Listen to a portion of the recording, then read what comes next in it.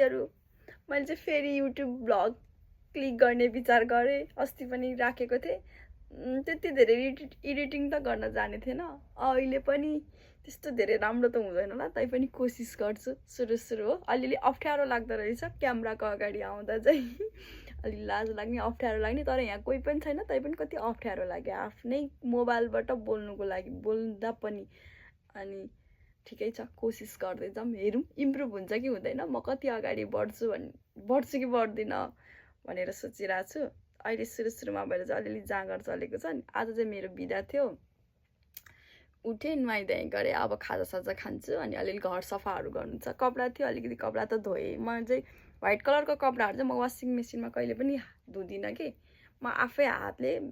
धुन्छु अनि धोएर रेडी गरेर चाहिँ सुकाउन बाँकी छ अनि हेरौँ आज बिदा छ के गर्छु त्यसको क्लिप भिडियोहरू क्लिक गर्छु अनि तपाईँ अनि हालिदिन्छु हेर्नुस् लाइक गरिदिनुस् सब्स्क्राइब त छैन तै पनि सुरुमा त हुँदैन नि त बिस्तारै पछि पुरानो भयो राम्रो गर्दै गयो भने पनि सब्स्क्राइब पनि बढ्दै जाने हो नि त हेरौँ त्यस्तो कन्टेन्ट छैन त्यही भएर पनि सब्स्क्राइब अहिले नभएको होला बिस्तारै राम्रोसँग भिडियोहरू क्लिक गर्न जाने हो राम्रो कन्टेन्ट दिन सक्यो भने चाहिँ सब्स्क्राइब पनि बढ्ने होला हेरौँ आफूलाई कतिको आफ्नो भिडियोमा कतिको राम्रोसँग गर्न सक्छु त्यही अनुसारले राम्रो हुने हो जस मलाई आजभोलि चाहिँ युट्युब ब्लग बनाउने जाँगर चलेको छ त्यही भएर चाहिँ ठिकै छ बनाऊँ न भोलिपर्सि सम्झना हुन्छ नि त भनेर चाहिँ युट्युबमा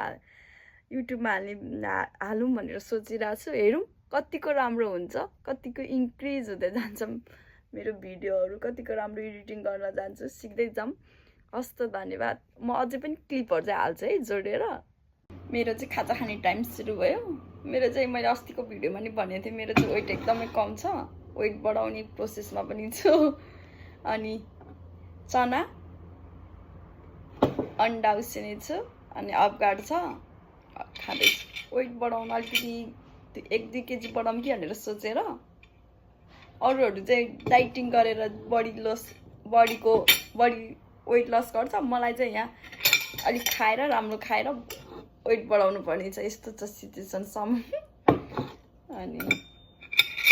चना चाहिँ पहिला चाहिँ मलाई एकदमै मन पर्दैन थियो आजभोलि चाहिँ खाने बानी भएको भएर र मजाले खान सक्छु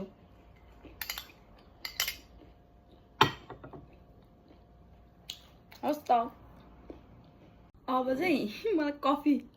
जाडो महिना सुरु भयो भने चाहिँ मलाई कफी एकदमै मनपर्छ अनि म चाहिँ अब यस्तो कफी लिएर राखेको हुन्छु कफी अनि दिनमा एउटा यति कफी खान पाएँ भने त मनै खुसी हुन्छ कि मलाई चाहिँ सायद कफी सबैलाई मनपर्छ अनि यो कफीको चिनीले चाहिँ मलाई पुग्दैन अनि म थोरै एक्स्ट्रा चिनी लगाउँछु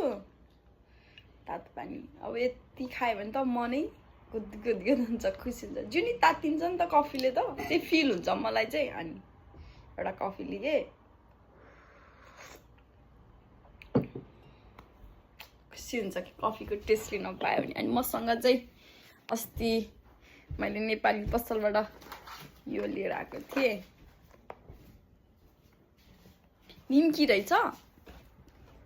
यो थोरै खाऊँ न चियासँग साथी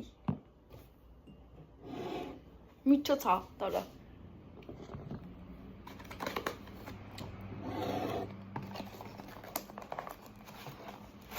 मन पर्यो मसँग त पप पनि छ जस्तो लाग्थ्यो यस्तो डिजाइनमा छ मैले चाहिँ यहाँ राम्रोसँग कपडाहरू मिलाएँ एकदमै बिग्रेको थियो मेरो यो चिजहरू चाहिँ राम्रो गरेर एकदम मिलाएर पटाएर राखेको छु कि अब कति दिनसम्मलाई हो थाहा छैन अलिक दिनसम्मलाई चाहिँ काम चल्छ बिग्रिँदैन भताङ भुतुङ हुँदैन यो चाहिँ रायोको साग अस्ति रायोको साग पाउने ठाउँतिर गएको थिएँ अनि 2 मुठा लिएर आएको थिएँ बनाएर खाने टाइम चाहिँ पाएको थिएन आज चाहिँ बिदा मजाले बनाएर खान्छु भनेर सोचेँ रायोको साग अनि टमाटरको अचार मजाले बनाउन रेडी गरिसकेको छु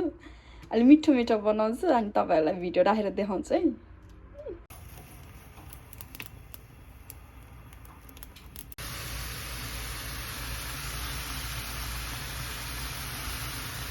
अहिले चाहिँ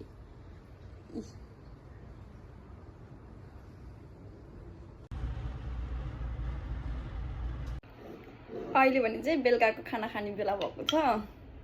मैले चाहिँ अघि अचार बनाएको थिएँ, टिम्बु पदिना हालेर, टमाटर, अनि अघिको साग भात। भोक लाग्यो बिहानदेखि खानु त्यही दिउँसो खाजा तपाईँहरूकै अगाडि देखाएको खाजा भए केही पनि खाँदैन। अनि पापड यस्तै छ। अब यो भिडियोहरू चाहिँ हाल्छु, कस्तो हुन्छ हेर्नु ल। अनि लाइक गरिदिनुहोस्, नयाँ मान्छेले हेर्नु भएको छ भने सब्सक्राइब गरिदिनुहोस्।